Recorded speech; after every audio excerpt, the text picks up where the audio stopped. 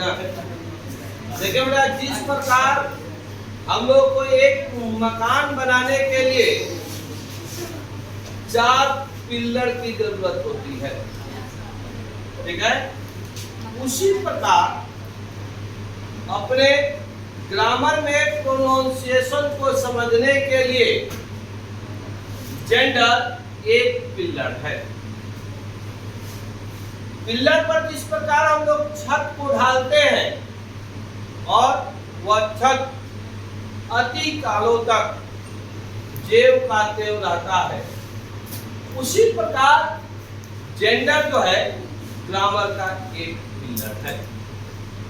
Gender मतलब लिंग। कि what do you mean bye gender? Gender का मतलब लिंग होता है। कि the distinctions of the sex in nature is called gender. बड़ा छोटा डिफिनेशन, यानी प्रकृति में जो सेक्स पाया जाता है उसे हम जेंडर कहते हैं। सामान्यतः जेंडर 2 ही प्रकार का होता है, एक मस्कुलिन जेंडर और दूसरा फेमिनिन जेंडर। और ये 2 जो और आप लोग को दिख रहा है, जिसको हम लोग न्यूट्रल और कॉमन जेंडर के नाम से जानते हैं, यह हमारी पारस्परिक क्रिया होती है जो इस वायुमंडल से, जो इस इन्वायरमेंट से, जो इस पर्यावरण से जुड़ी हुई है।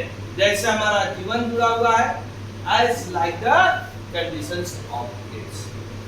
So there are the 4 kinds of the gender.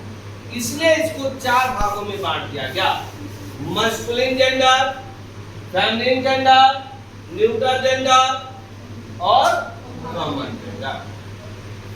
अब एक नंबर को हम लोग फॉलो करते हैं by the definition. What do you mean bye masculine gender? Masculine gender किसे कहते हैं? यानी मस्कुलिन का मतलब होता है पुल्लिंग, यानी पुरुषवाचक। क्या होता है? यानी कि द नाउन बाय प्रोनाउन, इसको हम लोग ऑब्लिक के नाम से जानते हैं।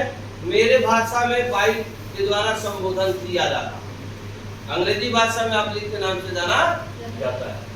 The noun by pronoun denoting the male sex. कौन sex? Male sex. Male sex means होता है पुरुष। क्या होता है? पुरुष। यानी कि जिस नाउन और प्रोनाउन से पुरुष जाति का बोध हो। किस जाति का बोध हो? It's called masculine gender. जैसे किंग, ये किंग क्या है? नाउन। बॉय क्या है? नाउन। और ही क्या है? प्रोनाउन। तो किंग मतलब राजा, जब किसका संबोधन है तो पुरुष का। बॉय मतलब लड़का, क्या है? पुरुष। ही मतलब वह, किसके लिए बोध किया जाता है? तो पुरुष के लिए। ठीक है, इसमें कोई दिक्कत? ठीक उसी प्रकार कि the noun by pronoun denoting the female sex. कौन सेक्स? Female sex. अगर हम देखें तो सब में मात्र एक शब्द का ही बदलाव है, दूसरा कोई शब्द का इसमें बदलाव नहीं है। मात्र 4 शब्दों को कंप्लीट करेंगे, आपका जेंडर कंप्लीट हो जाएगा। जैसे noun by pronoun denoting the female sex. Female sex का मतलब क्या? स्त्रीवाचक। कौन वाचक? यानी जिस नाउन और प्रोनाउन से स्त्री जाति का बोध हो उसे हम फेमिनिन जेंडर के नाम से जानते हैं। जैसे क्वीन। अब यहाँ किंग का स्त्रीलिंग क्या हो गया? क्वीन। यहाँ बॉय का स्त्रीलिंग क्या हो गया? गर्ल। और यहाँ ही का स्त्रीलिंग क्या हो गया? शी। इसमें कोई दिक्कत? जब तीसरा देखते हैं कि what do you mean by neutral gender. कौन gender? Neutral. Noun by pronoun denoting the neither sex.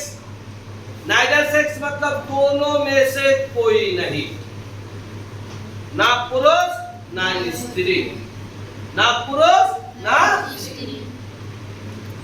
तो इसमें बहुत शब्दों का समावेश होता है।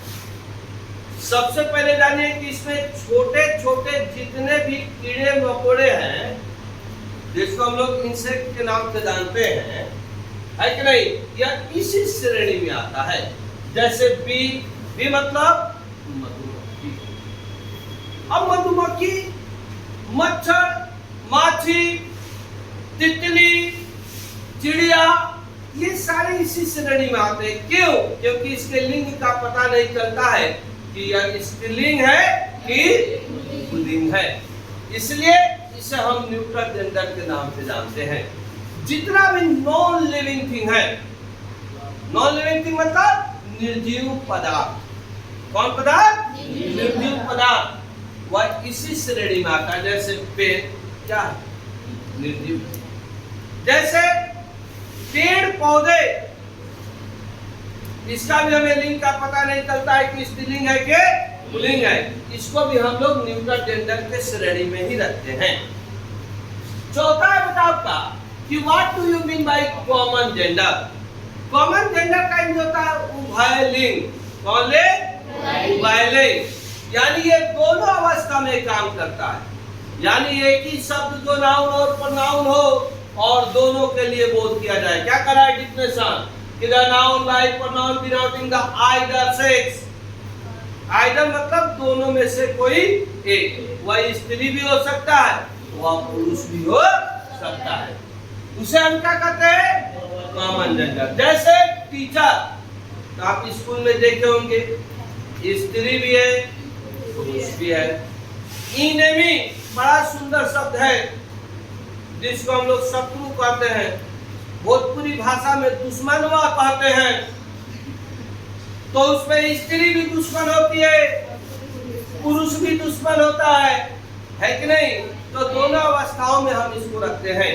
और इसके बाद देखिए डॉक्टर, स्त्री भी होती है पुरुष भी होता है। तो बेटा सबसे पहले जानिए कि it is the most important for you to understand how to get the pronunciation. It's also depend on the gender. ये आपको प्रोनाउंसिएशन जो प्राप्त करना है यह जेंडर पर भी आधारित है। यानी कि when we firstly found the conditions of the noun and pronoun denoting the which sense, this sense is also given to the pronunciations. Then the words also belong to the male sex, female sex, either sex, neither sex. Then you also get the pronunciations, and then you also compose any matters by your grammatical terms and by your pronunciation.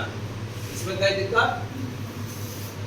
हमको जितना भी pronunciation प्राप्त करना था ये gender से ही प्राप्त होगा। जो मात्र 4 शब्द है और चारों शब्द को अगर हम बेहतर रूप से समझते हैं तो हमको प्रोनाउंसिएशन निकालने में कोई दिक्कत नहीं होगी। आप बड़ी से बड़ी किताबों को लिखना होगा, चाहे बड़ी से बड़ी 50 पन्ना भी अंग्रेजी में लिखना होगा, तो बिना लिंग निर्णय किए हुए हम लोग लिख नहीं सकते हैं। इसलिए जेंडर अति आवश्यक है।